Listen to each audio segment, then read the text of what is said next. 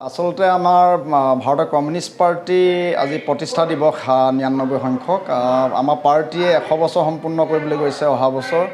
গতিকে সমগ্ৰ দেশজুৰি আমাৰ পাৰ্টিয়ে এই শতবৰ্ষ অনুষ্ঠান শতবৰ্ষ মানে উদযাপন কৰিবৰ কাৰণে পৰিকল্পনা কৰিছে। আমাৰ ৰাষ্ট্ৰীয় পাৰ্টিয়ে ৰাষ্ট্ৰীয় পৰিষদে ৰাজ্যিক পৰিষদসমূহে আমি জিলা পৰিষদবিলাকেও তাৰ কাৰণে আচলতে আমি আজি যি ৯৯ সংখ্যক প্ৰতিষ্ঠা দিৱস আমাৰ শিৱসাগৰ জিলাৰ নাজিৰা মহকুমা কাৰ্যালয়ত আমি কেন্দ্ৰীয়ভাৱে পাতিবৰ কাৰণে আজি সিদ্ধান্ত কৰিছিলোঁ আৰু সেই মৰ্মে আজি দুটা কাৰ্যসূচী ইতিমধ্যে হৈ গৈছে। আমাৰ পতাকা উত্তোলন হৈ গৈছে, স্মৃতি তৰ্পণ হৈ গৈছে। ইয়াৰ পিছতেই আমাৰ যি মূল দিৱস প্ৰতিষ্ঠা দিৱস এই দিৱসৰ কাৰণে কেইজনমান আমি বক্তাক আমন্ত্ৰণ কৰিছোঁ। গতিকে বক্তাসকলে পাৰ্টীৰ ইতিহাস কমিউনিষ্ট পাৰ্টীৰ ভাৰতবৰ্ষৰ স্বাধীনতা আন্দোলনত যি ভূমিকা আছিল আৰু স্বাধীনতা লাভ কৰাৰ পিছত ভাৰতৰ কমিউনিষ্ট পাৰ্টীৰ এই সংসদীয় ব্যৱস্থাত বা ভাৰতবৰ্ষত মানে ৰাজনৈতিকভাৱে যি অৱদান এই সকলোবিলাক মানে বিষয় বিস্তাৰিতভাৱে আলোচনা কৰা হ'ব। আমাৰ কৰ্মকৰ্তাসকলক উৎসাহিত কৰাৰ কাৰণে কৰ্মকৰ্তাসকলক মানে অধিক পাৰ্টি সম্পৰ্কত জ্ঞাত কৰিবৰ কাৰণে পাৰ্টীয়ে বিভিন্ন সংগ্ৰামী কাৰ্যসূচীৰ জৰিয়তে, যিহেতু কমিউনিষ্ট পাৰ্টি এটা শ্ৰমিকৰ পাৰ্টি, কৃষকৰ পাৰ্টি, বিপ্লৱী পাৰ্টি, গতিকে এই বৈপ্লৱিক যি চৰিত্ৰ এই চৰিত্ৰৰ ভিত্তিত আমি যিবিলাক সংগ্ৰাম যোৱা সময়ছোৱাত কৰোঁতে যিবিলাক আমাৰ দুখ ত্ৰুটি ৰৈ গৈছে বা যিখিনি ভুল আমাৰ হৈ গৈছে সেই ভুলৰ শুধৰণি কৰি আমি কি ধৰণে আমাৰ সংগ্ৰাম অধিক ত্বৰান্বিত কৰিব লাগিব।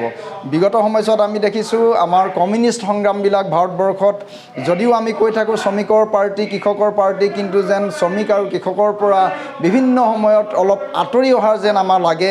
সংগ্ৰামী কাৰ্যসূচীবিলাক আমি যেন কমাই দিছোঁ তেনেকুৱা ধৰণৰ আমাৰ অনুভৱ হয়।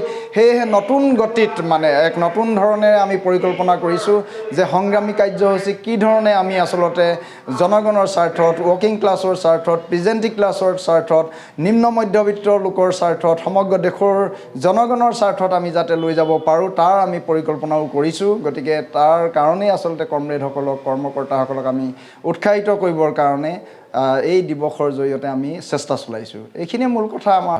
আচলতে আমি এই সম্পৰ্কত অতিকৈ উদ্বিগ্ন হৈছোঁ। আচলতে অসম চৰকাৰে শেহতীয়াকৈ অসম আৰক্ষীক যিটো গতিত আচলতে অধিকাৰ সাব্যস্ত কৰিছে, অত্যাধিক অধিকাৰ মানে প্ৰদান কৰাৰ ফলশ্ৰুতিত এই এনকাউণ্টাৰ নিচিনা যিটো পন্থা তেওঁলোকে ল'বলৈ আগবাঢ়িছে, ইয়াক আমি কৈছোঁ যে ভাৰতৰ কমিউনিষ্ট পাৰ্টিয়ে এটা অগণতান্ত্ৰিক আৰু অসাংবিধানিক যিকোনো ধৰণৰ এনকাউণ্টাৰেই আচলতে আমি ইয়াৰ বিৰোধিতা কৰোঁ।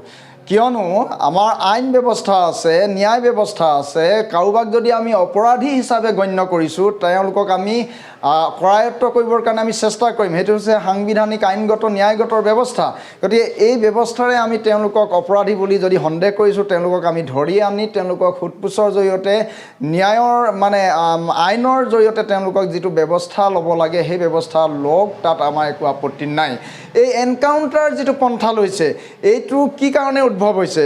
এইটো উদ্ভৱ হৈছে যে এই মানে আইন শৃংখলাৰ সমস্যা হিচাপে গণ্য কৰি আচলতে আলফা সমস্যাকো এতিয়া আইন শৃংখলা সমস্যা হিচাপে গণ্য কৰিব বিচাৰিছে অসম চৰকাৰে। শেহতীয়াকৈ যিবিলাক মানে এনকাউণ্টাৰ হৈছে এই এনকাউণ্টাৰ জৰিয়তে পুনৰ যেন আমাৰ অসমত বা অসমৰ এটা নতুন প্ৰজন্মক আকৌ নিঃশেষ কৰি দিয়াৰ এটা হয়তো পৰিকল্পনা ৰচিছে। এই মানে আশংকাটো আমি কৰিছোঁ। সেয়েহে আমি সকলো ধৰণৰ এনকাউণ্টাৰ আমি বিৰোধিতা কৰোঁ। শীঘ্ৰেই ইয়াৰ বন্ধ কৰিব লাগে। যিকোনো জটিল সমস্যাই নহওক কিয় সেই জটিল সমস্যা আলোচনাৰ মাধ্যমেৰে সমাধানৰ আমি পোষকতা কৰোঁ। আলফা সমস্যাটো এটা ডাঙৰ সমস্যা, জ্বলন্ত সমস্যা, জাতীয় সমস্যা, বহুদিনীয়া সমস্যা। এই সমস্যাটো কি কাৰণে উদ্ভৱ হৈছে ইয়াৰ কাৰণবিলাক আচলতে বিচাৰি উলিয়াবলৈ চেষ্টা কৰক শাসক পক্ষই। যি দলৰ শাসকেই নহওক কিয়, কেন্দ্ৰ ৰাজ্য সকলো শাসকেই আচলতে এই কাৰণবিলাক নাইকিয়া কৰিবৰ কাৰণে চেষ্টা কৰক। মই যদি উদাহৰণ হিচাপে ক'ব বিচাৰোঁ যে আজি অসন্তুষ্টি কিয় আমাৰ অসমত বা নৰ্থ ইষ্টত, অসমৰ অসন্তুষ্টিটো বাঢ়িবই স্বাভাৱিকতেই।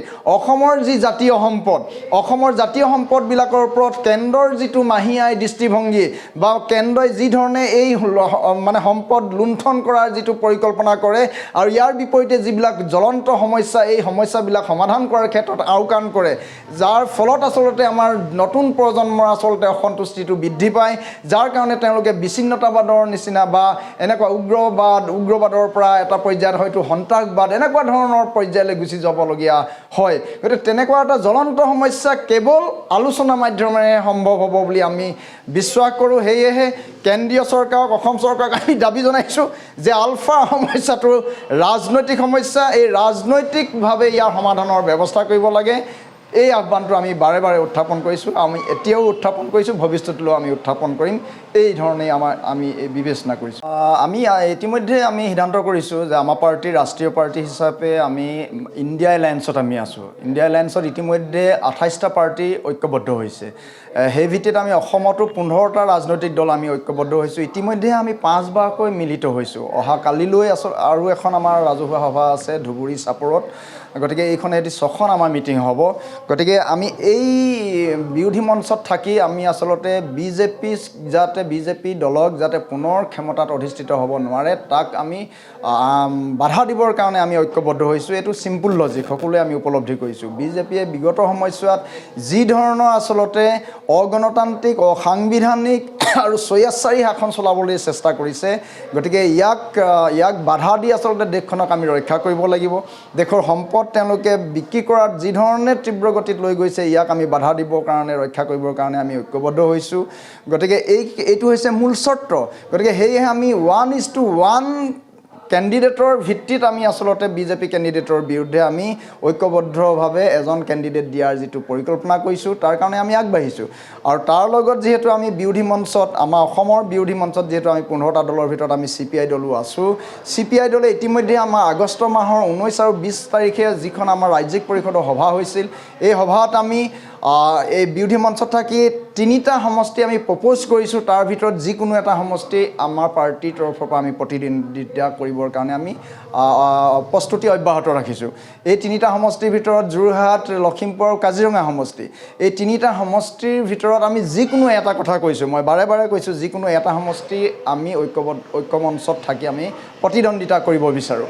গতিকে আমি এই সমষ্টি 3টাৰ ভিতৰত কোনটো সমষ্টি পাওঁ এইটো আমি নাজানো। এইটো ডিপেণ্ড কৰিব আচলতে আমাৰ বিৰোধী দলবিলাকৰ আলোচনাৰ ভিত্তিতহে এইটো ডিপেণ্ড কৰিব। আৰু আমাৰ পাৰ্টীৰ ৰাষ্ট্ৰীয় পৰিষদৰ ওপৰতো নিৰ্ভৰ কৰিব আমি এই নিৰ্বাচনত অৱতীৰ্ণ হ'বলৈ আমি পাম নে নাপাম এই কথাটো আছে। কিন্তু আমি যিহেতু এটা ঐতিহাসিক পাৰ্টী, আমাৰ পাৰ্টী এটা 100 বছৰ সম্পূৰ্ণ কৰিব হ'ল আৰু অহা বছৰ শতবৰ্ষ সম্পূৰ্ণ হ'ব। আমাৰ পাৰ্টীৰ স্বাধীনতা আন্দোলনত গুৰুত্বপূৰ্ণ ভূমিকা আছে। আমাৰ পাৰ্টী স্বাধীনোত্তৰ পাছৰ ভাৰতবৰ্ষৰ ৰাজনৈতিক ইতিহাসত এটা গুৰুত্বপূৰ্ণ ভূমিকা আছে। আমাৰ যোৰহাট লোকসভা সমষ্টিটোত আমাৰ এটা আমাৰ ঐতিহ্য আছে। এই কথাটো আপোনালোকে জানে, অসমবাসী ৰাইজে জানে, শিৱসাগৰবাসী ৰাইজে জানে। যোৰহাট লোকসভা সমষ্টিত 2004 চনৰ পৰা কণ্টিনিউৱাছলি আমি 2009, 2014, 2019 এই 4বাৰতে আমি কণ্টেষ্ট কৰিছোঁ। যদিও আমি জিকিব পৰা নাই, কিন্তু আমি আমাৰ কথা বাৰ্তাখিনি আমি লৈ যাবলৈ সক্ষম হৈছোঁ। এতিয়া কথা হ'ল যোৰহাট সমষ্টিটোৰ সম্পৰ্কত আমি কৈছোঁ। যোৰহাট সমষ্টিটোত যিহেতু এইবাৰ সংসদত পাৰফৰ্মেঞ্চ দেখুৱাবলৈ সক্ষম হোৱা সাংসদ গৌৰৱ গগৈক যোৰহাটৰ পৰা প্ৰক্ষেপ কৰাৰ কথা আছে। সেয়েহে আমি ভাবিছোঁ যদি যোৰহাটৰ পৰা গৌৰৱ গগৈক প্ৰক্ষেপ কৰে তেতিয়াহ'লে it is well and good. আমি সকলোৱে গৌৰৱ গগৈক জিকাবৰ কাৰণে আমি চেষ্টা কৰিম ঐক্যবদ্ধভাৱে। আৰু যদি গৌৰৱ গগৈক যোৰহাটৰ পৰা কেণ্ডিডেট নিদি যদি নগাঁও বা কাজিৰঙাৰ পৰা দিয়ে, তেতিয়াহ'লে আমি যোৰহাটটো আমি কমিউনিষ্ট পাৰ্টীয়ে প্ৰতিদ্বন্দ্বিতা কৰিম। যিহেতু মই কৈছোঁৱে যে 4বাৰকৈ আমি প্ৰতিদ্বন্দ্বিতা কৰি আহিছোঁ।